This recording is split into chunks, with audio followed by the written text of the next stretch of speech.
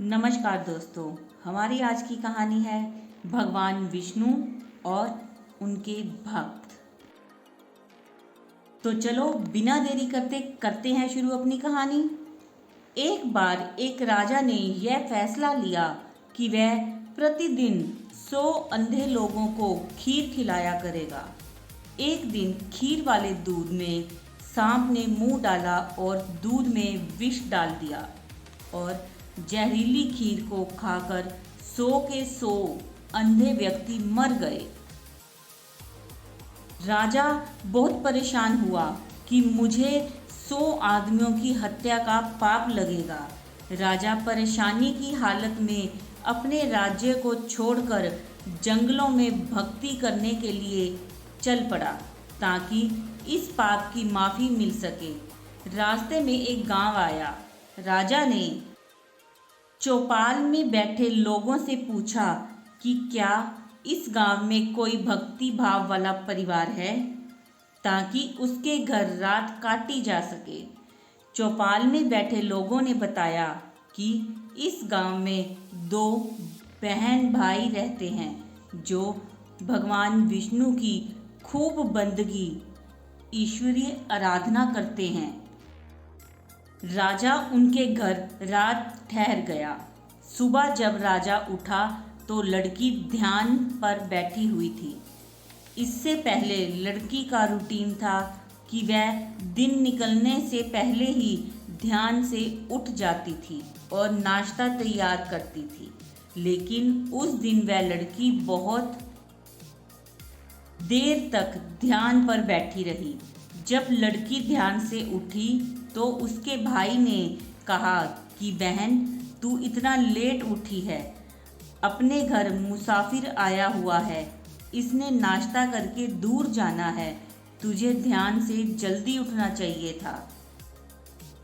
तो लड़की ने जवाब दिया कि भैया, ऊपर एक ऐसा मामला उलझा हुआ था।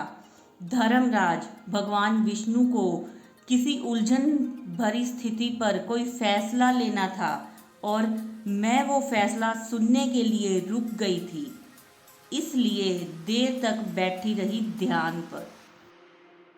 तो उसके भाई ने पूछा, ऐसी क्या बात थी? तो लड़की ने बताया कि फलाने राज्य का राजा अंधे व्यक्तियों को खीर खिलाया करता था, लेकिन सांप के दूध में विष डालने से 100 अंधे व्यक्ति मर गए। अब धर्मराज भगवान विष्णु को समझ नहीं आ रहा कि अंधे व्यक्तियों की मौत का पाप राजा को लगेगा, सांप को लगे या दूध नंगा छोड़ने वाले रसोइये को लगे। राजा भी सुन रहा था। राजा को अपने से संबंधित बात सुनकर दिलचस्पी हो गई और उसने लड़की से पूछा कि फिर क्या फैसला हुआ। लड़की ने बताया कि अभी तक कोई फैसला नहीं हो पाया था। तो राजा ने पूछा कि क्या मैं आपके घर एक रात के लिए और रुक सकता हूँ? दोनों बहन भाइयों ने खुशी से उनको हाँ कर दी।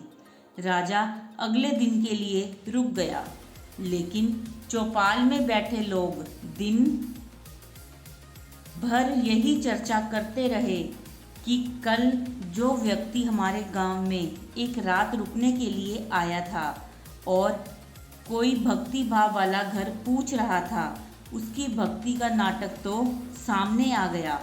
रात काटने के बाद वो इसलिए नहीं गया क्योंकि जवान लड़की को देखकर उस व्यक्ति की नीयत खोटी हो गई, इसीलिए वह उस सुंदर और जवान लड़की के घर पक्के तौर पर ही ठहरेगा या फिर लड़की को लेकर भागेगा। दिन भर चौपाल में उस राजा की निंदा होती रही। अगली सुबह लड़की फिर ध्यान पर बैठी और रूटीन के टाइम अनुसार ध्यान से उठ गई। तो राजा ने पूछा, बेटी, अंधे व्यक्तियों की हत्या का पाप किसको लगा?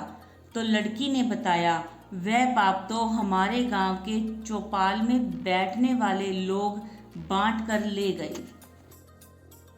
तो दोस्तों, ये थी हमारी आज की कहानी। इस कहानी से हमें यह शिक्षा मिलती है कि निंदक हमेशा दूसरों के पाप अपने सर पर ढोता रहता है और दूसरों द्वारा किए गए उन पाप कर्मों के फल को भी भोगता है। अतः हमें सदैव निंदा से बचना चाहिए कि जिस तरह उस चौपाल पे बैठे हुए लोगों ने उस राजा की निंदा करी, उस निंदा का फल उन चौपाल पर बैठे हुए लोगों को मिला। तो ये थी हमारी आज की कहानी। ये आपको कैसी लगी कमेंट्स में ज़रूर बताना। ओम नमो नारायण।